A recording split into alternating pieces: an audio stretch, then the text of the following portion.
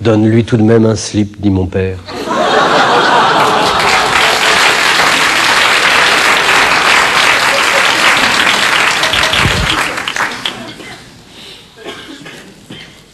Qu'est-ce qui se passe? Tu me dis que... Mais non, je... Hein? Bon, non. Non, enfin, quand même, c'est bon. Je vais quand même voir. On me dit que des juifs se sont glissés dans la salle.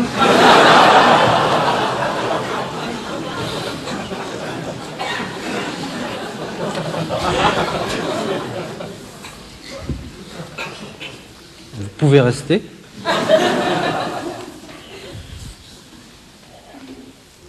N'empêche qu'on ne m'ôtera pas de l'idée que pendant la dernière guerre mondiale, de nombreux juifs ont eu une attitude carrément hostile à l'égard du régime nazi.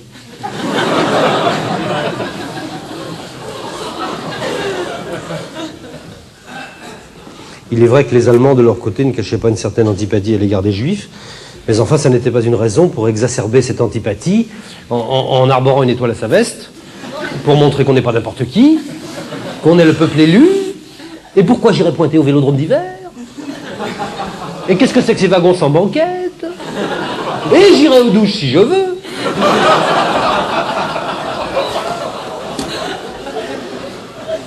Quelle suffisance!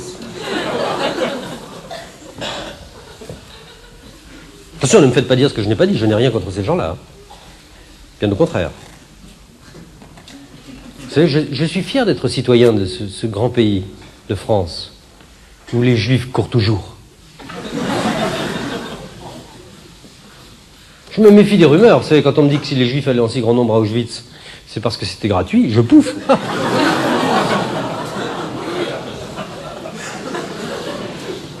Puis attention, il y a juifs et juifs, hein. Oui, il y a deux sortes de juifs. Il y a le juif assimilé et il y a le juif. Mais c'est pas du tout pareil. Le juif assimilé, si vous voulez, c'est... Ou c'est n'importe quoi. Alors vraiment, c'est le genre de mec... il regarde l'Holocauste les pieds sur la table en bouffant du cochon pas cachère. Ouais.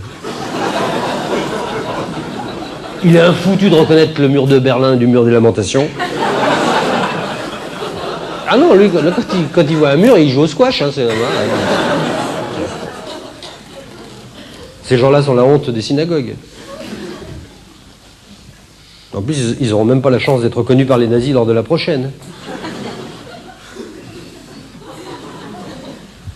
Le juif, lui, c'est complètement différent. Le juif se sent... Comment dire? Il se sent plus juif que fourreur, vous voyez?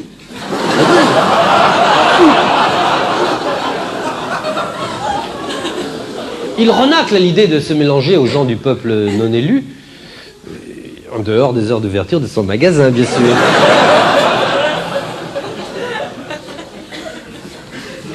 Dès son plus jeune âge, il recherche la compagnie des autres juifs. Et c'est pas toujours facile. C'est vrai, naguère encore, les juifs avaient les lobes des oreilles pendants, les doigts et le nez crochus, et la bite à col roulé, hein?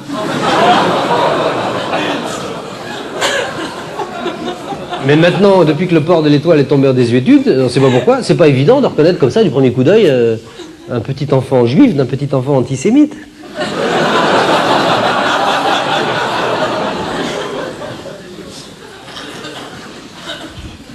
Vous comprenez maintenant, ces gens-là, les juifs, ils se font tous raboter le pif et raccourcir le nom. Alors on les reconnaît plus. Non mais c'est vrai, regardez, Jean-Marie Le Pen Ovichten, on dirait un breton.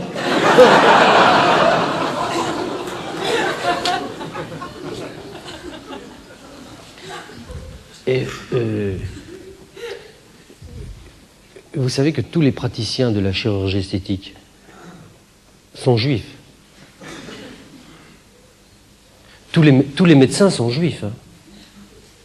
Sinon, t'as pas le diplôme. Hein. Tous les pharmaciens sont juifs. Tous les archevêques de Paris sont juifs.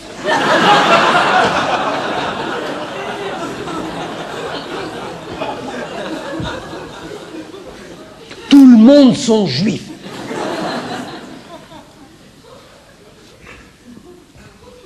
En tout cas, pour ce qui est des médecins, je suis absolument formel. Tous les médecins sont juifs. Enfin, le docteur Petiot, je suis pas sûr.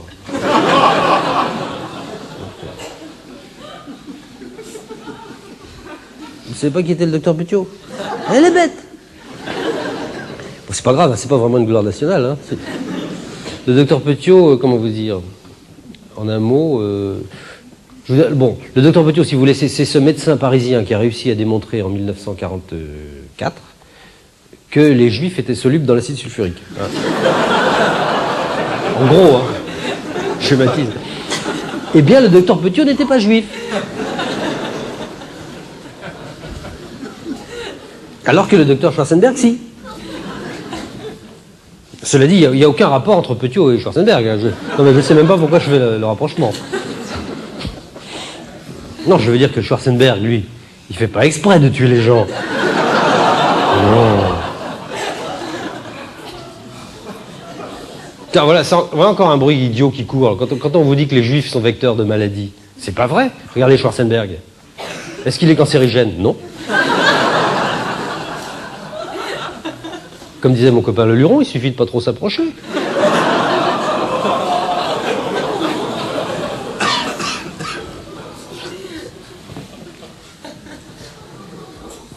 Les juifs ne se marient qu'entre eux, bien sûr. Hein.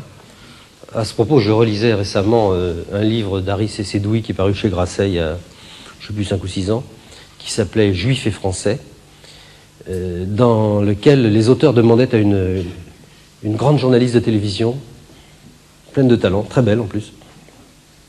Non, pas Ockrent, une journaliste, quelqu'un qui écrit des articles, qui fait des reportages.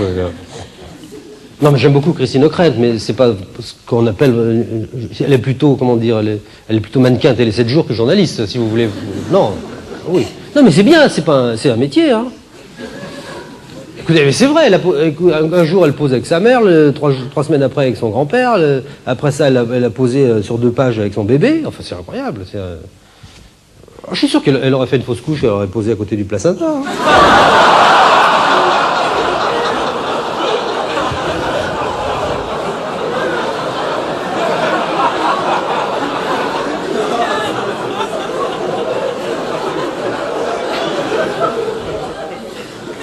Non, là je vous fais allusion. Harry Cécédoui interviewait une grande journaliste de télévision, française, très belle, je répète, mais dont je tairai l'identité par pure discrétion, vous pouvez le comprendre. Eh bien, les auteurs demandaient à cette jeune femme si elle aurait épousé Yvan Levaille, pour le cas où il n'aurait pas été juif comme elle. Eh ben, voyez-vous, cette jeune femme a répondu que non, qu'elle n'aurait probablement pas pu tomber amoureuse d'un non-juif. Ben, voyez, moi je comprends très bien cette attitude, qu'on pourrait un petit peu hâtivement taxer de racisme. Voyez, moi-même qui suis limousin, j'ai complètement raté mon couple parce que j'ai épousé une non-limousine. Une Vendéenne. Ah ben je suis désolé, les Vendéens sont pas des gens comme nous. D'accord, ils ont des petits doigts, des lobes, des petits lobes et tout ça, mais je sais pas, nos patois ne sont pas les mêmes et nos coutumes divergent, et divergent, c'est énorme, hein.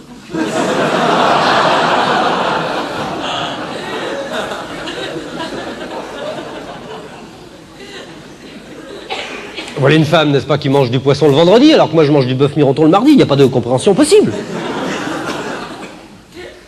Puis nous avons notre sensibilité limousine. Nous avons notre humour limousin, qui n'appartient qu'à nous. Nous partageons entre nous une certaine angoisse de la porcelaine, peu perméable au chouan. Il faut avoir souffert à Limoges pour comprendre.